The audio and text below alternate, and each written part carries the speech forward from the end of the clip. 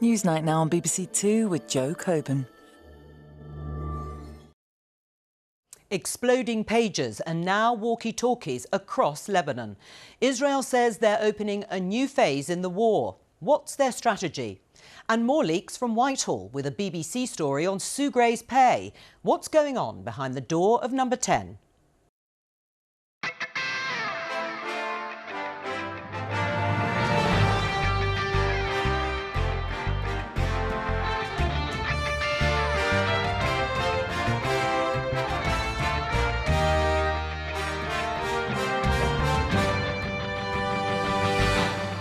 Welcome to Newsnight, live each night with insight and interviews. Our panel, David Yelland, the presenter of the hit podcast about crisis management, When It Hits the Fan. David's a former editor of The Sun. Also, political commentator Tom Harwood. And it wouldn't be Newsnight without Nick Watt, our political editor. Tonight he's got fresh intelligence on divisions in the number 10 operation. But first, we're going to look at Israel's strategy following the exploding walkie-talkies in Lebanon. Yesterday, we covered the story about the exploding pagers. Multiple sources say Mossad, the Israeli spy agency, was targeting Hezbollah fighters. Daniel Levy is a former official negotiator for the Israeli government in peace talks with the Palestinians. He's now critical of the current government. But first, what did the Americans know about these attacks? Speaking in Egypt today, US Secretary of State Antony Blinken said this. The United States did not know about, nor was it involved in these incidents, and we're still gathering the information and gathering the facts. Broadly speaking, we've been very clear, and we remain very clear, about the importance of all parties avoiding any steps that could further escalate the conflict that we're trying to resolve in Gaza, to see it spread to other fronts. Daniel, what is the significance of what has happened today, bearing in mind it comes after yesterday's round of explosions via pagers? Well, Joe, in terms of the technology, I think it's too early to say, but this is, of course, approaching a year where the Lebanese border has been a very hot border. It hasn't escalated into all-out war between Israel and Hezbollah. This is going to have impacted Hezbollah's capacity. They're going to have to investigate how this was infiltrated. Some of their operatives are not going to be available. If Israel were looking for conditions to escalate this to a full-scale strike on Hezbollah, this has perhaps created those conditions. It's a risky business going to war with Hezbollah, so they may be looking at it like that. But this could be rest on your laurels. Israel has done this now, and it answers the internal demand. But the other significance, which is really important to remember, goes beyond the Israel-Lebanon arena. This is a new type of warfare. We see mass maimings. This has clearly hit civilians. It feels like a textbook definition of terrorizing people. If you look at that, off the back of what's gone on in Gaza, the arrest warrants requested at the International Criminal Court for starvation as a weapon of war, what the International Court of Justice says is a plausible genocide. What this means for how war is conducted, that Israel can get away with this, raises a whole new set of questions. I mean, it's incredibly audacious. There's no doubt about it. And they are going, the Israelis, for the communications at the heart of Hezbollah, which is deemed a terrorist organisation by Israel, the UK and the US. What do you think Israel's strategy is here? Do they want to escalate this? It's a really interesting question, and you're not the only one asking it today, Joe. That is the military commentators, the strategic analysts that I'm following in Israel are asking that question because they're saying, look, yeah, audacious, Israel's great at these pyrotechnics, this was significant, but what is Israel trying to achieve? It looks more tactical than strategic. Now, Benjamin Netanyahu, of course, wants to keep his domestic political coalition together. He wants to revive himself as the essential wartime leader. So he wants to continue war. Gaza front, West Bank front, which is intensifying, Lebanon. But what's the bigger goal here? And people in Israel and elsewhere are asking, OK, warfare, diplomacy, politics by another means, but what's your political diplomatic goal? And there doesn't appear to be one on the horizon. beyond more war. And there is, of course, always the risk that that decision about escalation goes out of Israel and Benjamin Netanyahu's hands, because what are Hezbollah and perhaps Iran, who sponsor them, what's their reaction going to be? Well, indeed, you would imagine that Israel went into this prepared for this to lead to a much greater escalation. Now, Hezbollah is faced with a dilemma. On the one hand, this is a provocation. Can it go unanswered? On the other, the least auspicious of circumstances, right now in the immediate term, for Hezbollah to respond, they're going to have to find out what happened. They've got a lot of people who aren't available, one imagines, for an escalation right now. Iran probably looks at this. And we've seen over the last months, there's really very little question in the analyst community that Iran is not seeking an escalation. They feel this would be to fall into a trap. But they see Hezbollah as quite an important part of their defensive deterrence posture vis-à-vis Israel. And if they think this might be Hezbollah, to some extent, taken out of the game, they may feel a need to intervene. I must say we're not seeing signs of this yet. Hassan Nasrallah, the leader of Hezbollah, is due to address Lebanon tomorrow. And let's also remember, Hezbollah is a political movement, not just an armed resistance. This may well have unified people in Lebanon much more than in the past. And both Hezbollah and Iran, Joe, are looking at this and they're saying, you know what? Do we have to respond at a time when Israel has been scoring own goals? Because what Israel has done over these last months, as it's conducted this devastation in Gaza, has lost a lot of that diplomatic, political standing, its economy, legally. So Israel is quite divided and in a certain amount of trouble. So maybe just allow it to continue doing that. Well, on that, what is the public reaction in Israel? Because Benjamin Netanyahu is quite a divisive figure and has been, although of course, the population unified behind him in the aftermath of the October 7th massacre. But now, in response to this, what's been the reaction? So I think what one would expect, and I think is going to be borne out, is there's a sugar high, right? This is great. But the extent of the internal polarization is not going to go away. And so what you are seeing and will see is the protest movement that's saying, OK, you pulled this off, but what's the next step? Is this going to allow the displaced residents from Israel's north who've been away from their homes, are they going to be able to move back as a consequence of this? Will this bring back the Israelis being held in Gaza? This clearly isn't going to make a ceasefire or a deal any more likely. So that polarization inside Israel, which isn't about feeling sorry for Palestinians or Lebanese, but it is about which direction Israel is going in. And what you're seeing in Israel, and there were news reports coming out just in advance of this potential escalation in Lebanon, is there is a degree of exhaustion in the military. Elite units are saying we can't serve any more reserve duty. So that division, which weakens Israel, is still there. What about Iran and Israel? The two of them as foes, what happens to that relationship? Right. So Iran and Israel had a very unusual direct exchange of military fire, of missiles, in April. But it didn't escalate to an all-out war. And I think the best way to understand that relationship, Iran is reticent about falling into what it sees as a trap. The best way to understand that relationship is if you bring in the third leg, which is the US. It has long been considered that what Benjamin Netanyahu is keen on is to have America brought in to a fight with Iran. Now, the administration has not shown an interest in that. It hasn't shown a great interest in achieving a ceasefire in Gaza because they haven't used any of the leverage they have. But this is the thing that they've wanted to avoid.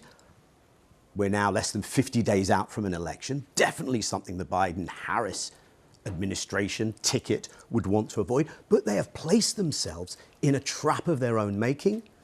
And Israel knows that. And Israel knows that America may be saying, hey, don't escalate further. But when Israel says, are you going to give us the weapons? The US is still going to do that. And again, Iran, I think, can look at this and say the world public opinion is more mobilized than ever against Israel. Maybe we don't have to do more, especially on a day when you saw the United Nations vote to codify a decision of the International Court of Justice from July 19th that Israel's occupation is illegal, Israel needs to be placed under sanctions. So that's the bigger picture. Daniel Levy, thank you very much. Thank you, Jo. Now, a row has broken out within government after the Prime Minister's Chief of Staff is given a pay rise. It's more leaks from Whitehall. What does it tell us about what's going on behind the door of number 10? Nick, Tom Harwood and David Yelland are with me, and I'll come to you two in just a moment. But first of all, Nick, a little bit of background, because Sue Gray, she was the top civil servant who wrote that infamous report about parties at Downing Street during the pandemic under Boris Johnson. She's been brought into government and she is Keir Starmer's Director Chief of Staff. And we now know that she is going to be paid more than the Prime Minister. What have you been finding out in Westminster? And we know that because our colleague Chris Mason reported that at lunchtime, and as I understand it, that story went off like a stink bomb in number 10 and across the wider Whitehall, because it was seen this is clearly some hostile briefing against Sue Gray. As I understand it, in the last few hours, this has now gone all the way to the top. The Cabinet Secretary, Simon Case, has been called in to sort of look at this, but the view is there's only one person who can sort that out, and that one person is Keir Starmer. Now, how did we get here? There was a recent review, as I understand it, of the top two bands of special advisors' pay. That includes Sue Gray right up there at the top, and that's how she ends up earning £170,000, which is £3,000 more than the Prime Minister. I understand that there will now be a review of all the other bands, the more junior people, and there has been big resentment from those further down the bands, because they're saying we've had a pay cut from what we earned when we were in opposition. And when they raised these concerns with Sue Gray in the last few months, she wasn't helpful. All they heard was, this is the system, this is the system. Now, when they came into government, because it's all a bit chaotic, it always is, they were put on a sort of a pending band, and then they were put into their formal bands. The salary was lower than their Labour salary, and then they found out, because all these people talk to each other, that they were earning less than the people who'd done that job in the Conservative government. The reason for that, as I understand it, is that the bands were the same. The bands haven't been changed for a decade, and what the Tories had done is sort of with allowances, they sort of got the salaries up a bit. This review will be done by the civil service, but absolutely Sue Gray is involved. Right. Does it sound like everyone is at each other's throats at number 10 when it comes to issues of pay and hierarchy? Well, it does sound very dysfunctional, and it looks like we've got two camps in Downing Street. On the one hand, we've got those who are on the long march through opposition into government, and that's led by Morgan McSweeney, who sort of masterminded the election campaign. Then there's the professional blow-in who came in the last year. That is Sue Gray. Now, these are the views from these two camps. I'm not necessarily saying these are the exact views of Morgan McSweeney and Sue Gray, but this is what I'm hearing. So the anti-Sue Gray camp, they're saying she's maladroit. She held down salaries. There were a lot of people who didn't get jobs when they came into government. She didn't have the decency to phone them up and say, terribly sorry, we're not taking you on board. And I'm told Sue Gray, control freakery over access to Keir Starmer. The pro-Sue Gray camp, the view there is they regard the briefings today against her as vitriolic. She, as I understand it, is upset and she's not taking it well. Her view with the special advisors is she had to professionalise them for government. There were some people, you're fine in opposition, you're not so good in government, so terribly sorry, you can't have a job going into government. Some of her supporters say, bit of a problem, maybe she doesn't really suffer fools gladly, and the view I'm hearing is that she can sometimes be a little holier than thou on pay. Don't these things always go on at the top of government, and particularly at number 10? This sort of tension that exists between personnel. Does it matter that the top aide is being paid more than the Prime Minister, David? I don't think that matters, no, but I think everything that Nick's just been talking about does matter. That it matters that it matters that it's been leaked. I mean, there are 15, 16 people in Downing Street that in government that earn more than the Prime Minister, and there are a lot of other people in public service that earn more than the Prime Minister. That's not the issue. It may be the issue in the news cycle next 24 48 Hours, on GB News and elsewhere, that it's not really strategically important, but it is strategically important that we're getting these leaks, and that's something that needs taken care of pretty damn quick, I think. Tom? It's not just that these leaks are taking place, it's what these leaks consist of. It wasn't just Sue Gray has paid more than the Prime Minister. The initial leak was that Sue Gray has paid more than the Prime Minister, was told that this would be a comms issue, was offered to take a lower salary and refused to. Now, the Sue Gray camp have been denying that. That has been denied. But of course, that was the initial leak that came from within Number 10. So there are two different stories here, as Nick has been saying, from two different camps. It reminds me really of the dark days of Boris Johnson's administration, where you had a group around Dominic Cummings and the Vote Leave team in Number 10, but also a group around the Prime Minister's wife, Carrie Johnson, and that sort of war that bore out, that ended with the exit of the Prime Minister's most senior advisor. Well, let's just take a quick look at Wes Streeting, the Health Secretary, being asked about the issue of pay. Just have a look at this. Is Sue Gray worth more than the Prime Minister? Hello. We are very lucky to have Sue. And the Prime Minister? We're very lucky to have him too. And shouldn't he be paid more than his top aide? Not my decisions. David, how have they allowed this, though, to sort of break out onto the airwaves, onto programmes like this and be discussed within months of taking over at Number 10? Well, it doesn't look very good. But in the last 14 to 16 years, we've got used to a government, the Conservative government, which managed the news cycle brilliantly. They didn't manage the country very well, but they did manage the news cycle via Twitter, or what we used to call Twitter. So, you know, including many BBC correspondents who would, if you followed Twitter, you would see story after story after story. Keir Starmer doesn't want to do that, clearly, but there is a vacuum. And the vacuum is being filled by these people in Number 10. It's very clear now that all these leaks over the last few... we know where they've come from now. You know, about Wahid Ali and the suits and Angela Rayner. Donations that have been given to Keir Starmer to pay for clothes for his wife, spectacles for him. This is about people that want to be paid more money. Young people, by the way, that want to be paid more. It's no more than that, right? It's like the junior doctors and the train drivers. That's what it is in Downing Street. This isn't a strategic governmental problem. I don't think that's fair to say at all. I don't think it's fair to say it's the people at the bottom of the rung who are making these leaks. These leaks are coming from a factional war at the heart of Downing Street. First, Sue Gray decides to move Morgan McSweeney's desk further and further away, iteratively, from Keir Starmer's office. I don't think she did. And then what we have is GB News says it, or this is reported in The Guardian. Well, I don't think that was true. It was denied. A lot of the, you know... a government denies a story. I mean, it's another day that ends in a Y. It doesn't matter. Look at the world. Look what's happening in the world. It doesn't matter whether Morgan McSweeney's desk was moved. It doesn't matter how much... This is about why does it matter to government? Why does it matter? I mean, is David right when he says that actually they may be running the country better and this is all froth? If they can't run everything behind that famous black door, if they can't decide which room their office is going to be in, if they can't decide the hierarchy of who reports to whom, who is paid more than who else, and is it Morgan McSweeney or Sue Gray who is the sort of calling the shots person here? What we do know is it's not a nest of happily humming birds. That's very true. Yeah. All right, well, we can perhaps agree on that. My experience of this, having watched this over about 3 decades and seen quite a few prime ministers, is that when you have advisors disagreeing so publicly, the fault is not the advisors, the fault is the principal. And there is a general feeling, even amongst supporters of Keir Starmer, that he has not got a grip of this Downing Street.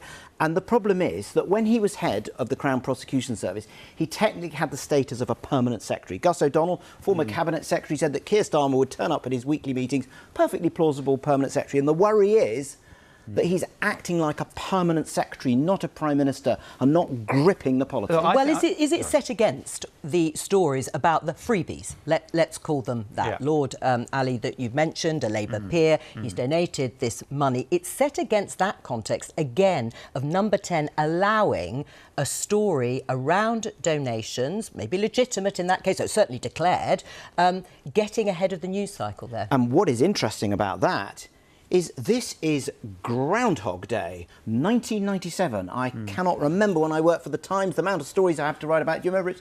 Yeah. Tony's cronies. And then there was those stories about... Bernie Ecclestone. Bernie Ecclestone, about the funding of Cherie Blair. Yeah. And what you wonder about this Downing Street is, do they not have the institutional memory to remember what happened and that you should ring-fence yourself against that? And the irony is, a lot of people around Keir Starmer, a lot of people who've been brought in actually as special advisors to other departments as well, but in Number 10, are people who were there when Blair was Prime Minister, are people who worked for that administration. Are they making the same mistake all over again? But just to be clear, Prime Ministers do take donations. Yeah, they declare them. They can be for hospitality, they can be for tickets. David Cameron did the same, Boris Johnson. The only substantive thing that matters here is whether influence is being bought. And there is no suggestion of that. This is not Bernie... I remember Bernie Ecclestone, that was about tobacco advertising and so on. There was a suggestion of influence being bought.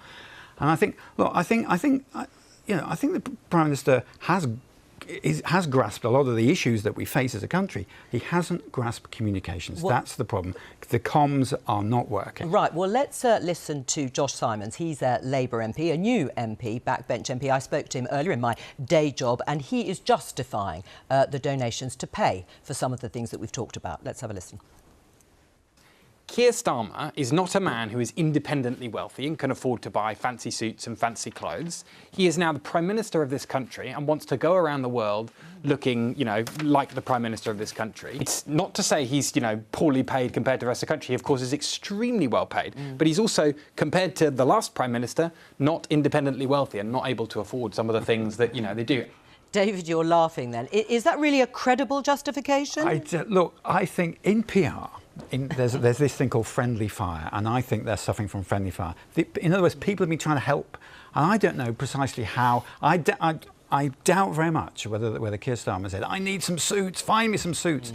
This is people that have said, "You need to look good," and I'll get you some. And it wasn't. I'm sure it wasn't just Lord Arley. It would be other people, and Peter Mandelson's name has been mentioned, and others, and. That's what's happened. So is there a naivety around I think so. Yeah. We're talking about the man who used to be the chief prosecutor for this country.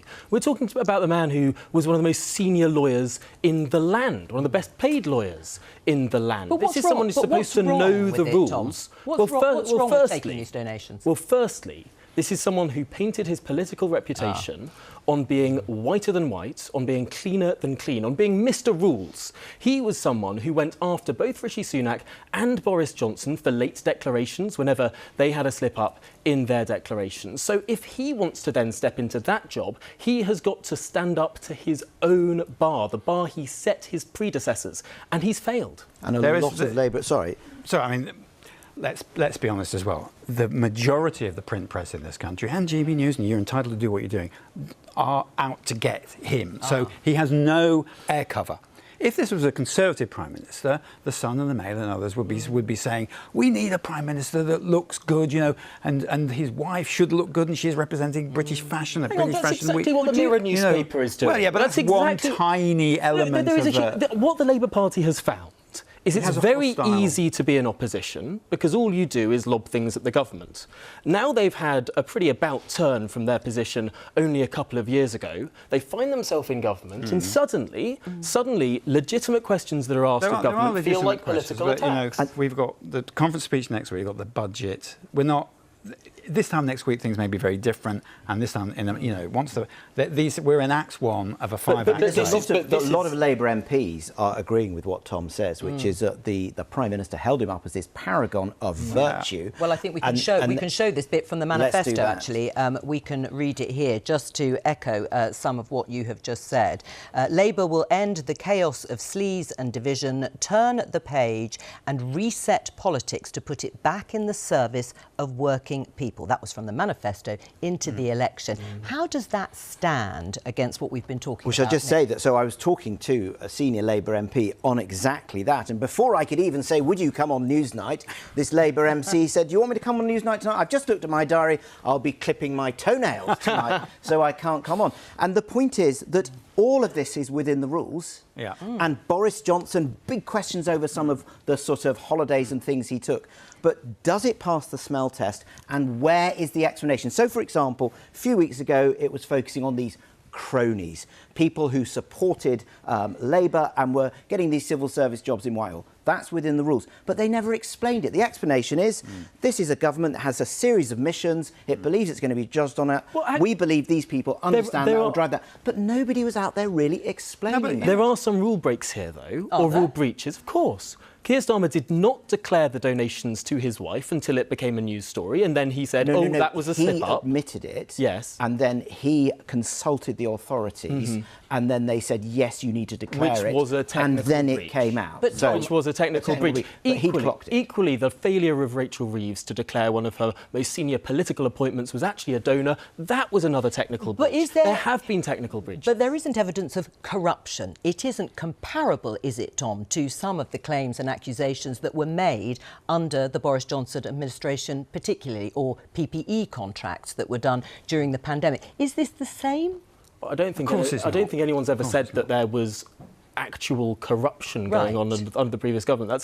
That's a heavy accusation. There were things that looked terrible in the same way there are things that look terrible under this government. But a Tory peer buying wallpaper for Downing Street to remodel the interior of Downing Street for whichever Prime Minister would come along for the foreseeable future, that was, of course, a huge political story, and many people would say rightly so. So is the story of a Labour peer donating thousands of pounds of clothes, of glasses, of designer jackets, of all the rest of it, and then getting a pass to Downing Street, a pass that has since been rescinded, but a pass that even senior cabinet ministers don't get. That's buying influence. Let's talk more broadly.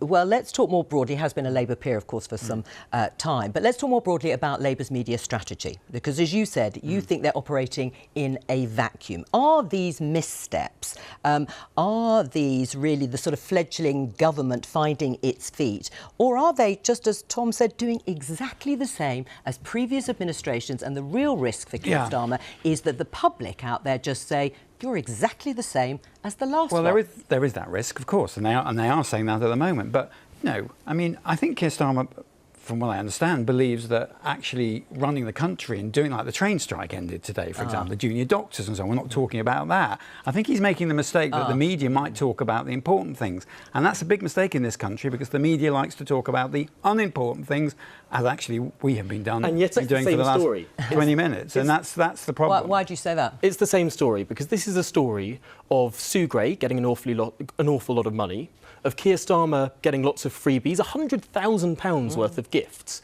in the last Parliament, an extraordinary amount of money. I think the highest amount. The highest of any party leader. And ASLEV union train drivers, BMA union junior doctors getting double-digit inflation-busting pay rises, all at the same time as the Chancellor saying that we're heading into an incredibly tight fiscal situation. This is going to be a painful budget in just a month's time. And retirees, pensioners, are having benefits withdrawn from them. How do the two things match? It looks like it's one rule for the politicians and their friends and a different rule for everyone else. It does look like that, but that isn't actually the situation, and that's the problem. Right. That isn't the situation at all. But to use that phrase, optics here, taking on what Tom... Yeah, but the optics in this country are set by the print press. That's the problem. You know, if you're a Conservative Prime Minister, you have air cover. He doesn't have any air cover, and therefore he needs to fill. You know, it's really very difficult for Labour Prime Minister to run this country. It doesn't happen very often, and they have not started very well. Right, that's the problem. It's in terms of their communications that don't see the need to explain. Don't forget, the current media operation are the same people who a year ago took 9 days to explain that Keir Starmer, in an LBC interview, had not said that he thought that water and energy supplies should be cut off to Gaza. He believed he hadn't said it, but it took them 9 days to clarify that. Now, yesterday, Newsnight broadcast our interview with Diane Abbott. Here's what she had to say about the way she felt the Labour Party had treated her during the row over racist comments made about her by a Tory donor. I think initially I was treated as a non-person, which felt very strange because, well, at the same time, they were writing to party members trying to raise money on the back of how Hester had treated me. The full interview with Diane Abbott is available on iPlayer now. Search for Diane Abbott, Political Survivor on iPlayer. Let's take a quick look at a few of the stories on the front pages, starting with the Daily Telegraph. The headline there on the front page, of course, we've been talking about it, new phase of Mideast war after walkie-talkie blitz. You can see there. If we move on to The Guardian, unsurprisingly, the top story tonight on Newsnight again is on the front page. Fears of escalation as second wave of deadly explosions hits Lebanon. And the Daily Express has the same headline, or very similar headline, walkie-talkie blasts in second wave of attacks, again against Hezbollah operatives there following the pager explosions. And the Mirror, after Lebanon pager attack, walkie-talkie bomb blitz. Everyone seeming to go with those headlines, and again, as I say, unsurprising. And the Daily Mail has Labour has undermined Israel, says Netanyahu. And I think, finally, there is the Daily Star. The king of the catchers. They have a different front page, and there is Keir Starmer. And, of course, we've just been talking about it. Thank you, of course, to my guests for joining me tonight. But that's it. It's all we have time for. Keep watching BBC Two, because after the weather, it's the first episode of a Have I Got News for You US, where they dissect the weekly American election news. Paddy O'Connell is here tomorrow. Till then, from all of us here, good night.